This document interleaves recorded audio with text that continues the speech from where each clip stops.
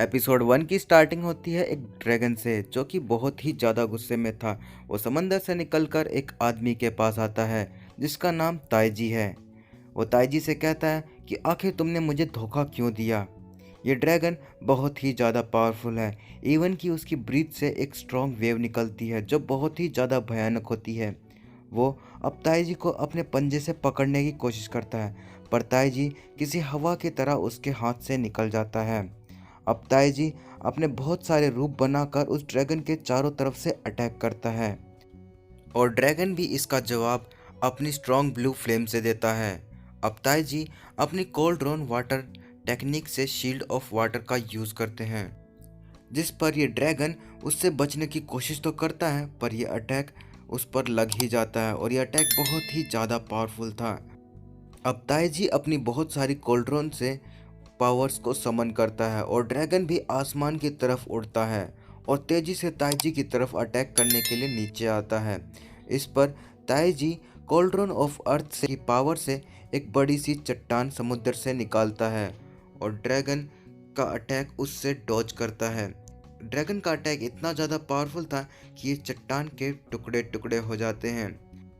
अब Taiji 4 symbols और 5 elements की पावर को समन करता है और वो पांचों कोल्ड्रोन में से चेन्स निकलती हैं जो ड्रैगन्स को जकड़ लेती हैं। इसके बाद ताइजी अपनी पावर से समुद्र से बहुत सारे आइस के पहाड़ निकालता है, जिसमें वो इस ड्रैगन जिसका नाम यिन लोन है उसी बर्फ के पहाड़ में ही दफन कर देता है। ताइजी कहता है कि इन 9 कोल्ड्रोन्स की पावर बहुत ही ज़्यादा है, ये धरती और स्वर्ग के कर्म को भी बदल सकती हैं और मुझे इन्हें भी तुम्हारे साथ ही यहाँ इन्हें दफन करना होगा। पर एक दिन ज़रूर आएगा जब तुम आज़ाद हो जाओगे और मैं उम्मीद करता हूँ कि उस दिन तुम्हारी नाराज़गी भी दूर हो जाएगी और तुम हम पर विश्वास करने लगोगे। मेरे दोस्त, मुझे माफ़ करना। और अब कहानी प्रेजेंट में आती है और हज़ारों साल बीत चुके हैं और हमें जंगल का सीन दिखाया जाता है जहाँ पर एक आदमी अपने बेटे हांजी को ढूंढ रहा है। तभी उसका बेटा उसे पीछे से आकर उसके साथ मस्ती करने लगता है, लेकिन वहीं अचानक एक पीछे से भालू निकल कर आता है और उन पर अटैक कर देता है। हांजी के पिता उस भालू को रोकने की कोशिश करते हैं पर भालू उन्हें दूर फेंक देता है। इसके बाद वो भालू हांजी की तरफ अटैक करने के लिए आगे बढ़ता है तो हांजी बड़ी मुश्किल से खुद को बचा पाता है और तभी एक तीर सीधे आकर भालू के अंदर से पार हो जाता है, पर भालू को इससे ज़्यादा कुछ असर नहीं होता। वो फिर एक बार हांजी के ऊपर अटैक करने के लिए आगे बढ़ता है। हांजी के पिता एक बार फिर से भालू से हांजी को बचाने के लिए आगे बढ़ते हैं, पर भालू उन्हें एक बार फिर दूर फेंक देता है और भालू हांजी के ऊपर अटैक करने के लिए आगे बढ़ता है। और अब हांजी भी अपने तीर निकालता है और सीधा भालू के अंदर घुसा देता है। तभी उसके पिता भी उसके पीछे से उसका साथ देते हैं और भालू के अंदर वो तीर अंदर तक घुसा देते हैं, जिससे वो भालू वहीं मारा जाता है। हांजी कहता है कि ये भालू आखिर हमारे गांव में कहाँ से आया। उसके पिता कहते हैं कि ये तो उन्हें भी नहीं पता। वहीं दूर से उन्हें कुछ धुआं निकलता हुआ दिखाई देता है और अब हांजी के पिता हांजी से वहीं रहने के लिए कहते हैं और वो उसकी मोम को बचाने के लिए विलेज की तरफ चले जाते हैं। हांजी भी अपने पिता के पीछे पीछे ही गांव के अंदर चला जाता है। वो देखता है कि चारों तरफ बस आग ही आग है। हम देखते हैं कि वहाँ पर बहुत सारे सैनिक हैं जो राजा के आदेश पर हंटर्स को बंदी बना रहे हैं और जो हंटर उनसे लड़ने की कोशिश करता वो उन्हें मार देते हैं। तभी हांजी को अपने पिता की आवाज़ सुनाई देती है जो हांजी को वहाँ से दूर जाने के लिए कहते हैं और उन पर भी एक गार्ड ने अटैक कर दिया होता है, जिससे उनकी डेथ हो जाती है। और अब हांजी को उसकी माँ की आवाज़ सुनाई देती है। वो बहुत ही ज़्यादा घायल थी और हांजी की तरफ आगे बढ़ती है, पर एक और गार्ड पीछे से आकर उसे पकड़ लेता है। हांजी अपनी माँ को बचाने के लिए आगे बढ़ता है, पर वो गार्ड हांजी को एक किक मारकर दूर कर देता है। हांजी एक बार फिर उठता है और अपनी माँ को बचाने के लिए जाता है, पर एक बार फिर गार्ड उसे मारकर दूर कर देता है। वो सैनिक अब हांजी की माँ को भी मार देता है और तभी हम देखते हैं कि वो सैनिक अब एक लेपर्ड डीमन में कन्वर्ट होने लगता है और हांजी को मारने के लिए आगे बढ़ता है। जैसे ही ये लेपर्ड डीमन हांजी को मारने के लिए आगे बढ़ता है, तभी एक तलवार आती है जो हांजी को बचा लेती है और वो तलवार अब उस लेपर्ड डीमन के चारों तरफ घूमने लगती है और अब वो तलवार उस लेपर्ड डीमन के अंदर से पार हो जाती है। तभी हांजी उठकर देखता है वो तलवार जहाँ से आई थी, वो एक मिस्टीरियस पर्सन जो उसे देख रहा होता है।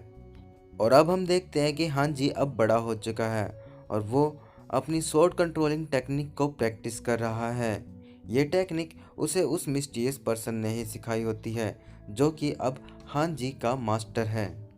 तभी हांजी का मास्टर वहाँ आता है और कहता है कि ये तो बस एक आम सा मैजिकल वेपन है उस ट्रेजर ऑफ क्लासिफिकेशन स्टोन का, और तुम इसे बचपन से प्रैक्टिस कर रहे हो। आखिर तुम्हारा ड्रीम क्या है? हांजी कहता है कि ये सब तो बस उस इंसिडेंट के लिए है जो उसने उस दिन बचपन में फेस किया था। उसका मास्टर कहता है कि तुम इतने सालों में भी डीमन क्लैन के लिए अपने दिल से उस नफ़रत को निकाल नहीं पाए हो। मास्टर हांजी को समझाते हैं कि उसे नफ़रत करना छोड़ना होगा, पर हांजी ऐसा नहीं करना चाहता। वो कहता है कि एज ए कल्टिवेटर उन्हें डीमन क्लैन को ख़त्म कर देना चाहिए। मास्टर हांजी से पूछते हैं कि क्या तुम्हें पता है कि ताओ और डीमन में क्या अंतर है? हांजी इसका जवाब नहीं दे पाता। वो कहते हैं कि अगर तुम्हारे पास जवाब नहीं है तो इसके बारे में मत सोचो। मास्टर हांजी को गोबाओ सिटी जाने के लिए कहते हैं। वो कहते हैं कि वहाँ जाकर उसे जी शांग नाम की लड़की को प्रोटेक्ट करना है और वो हांजी को कुछ सच्चाइयाँ बताएगी। हांजी मास्टर से आज्ञा लेकर वहाँ से चला जाता है और इसके बाद हांजी अपनी फ्लाइंग स्वॉर्ड के साथ मस्ती करते हुए गोबाओ सिटी की तरफ निकल जाता है। और तभी सीन शिफ्ट होता है जंगल में एक लड़की की तरफ जो कि किसी से अपनी जान बचाकर भाग रही है, और हम देखते हैं कुछ टेंटिकल्स जैसी चीज़ उसके पीछे पड़ी हुई है। इस लड़की का नाम शाओशी है। शाओशी एक पेड़ की ओट में आके छुप जाती है। दरअसल जो टेंटिकल जैसी चीज़ उसका पीछा कर रहे हैं वो और कुछ नहीं बल्कि एक ट्री डीमन है। अब क्योंकि वो एक ट्री डीमन है तो वो महसूस करती है कि शाओशी उस सामने वाले पेड़ की ओट में छुपी हुई है और वो अपने टेंटिकल से उस पेड़ की चारों तरफ अटैक करती है, पर शाओशी पहले ही वहाँ से बचकर निकल चुकी थी।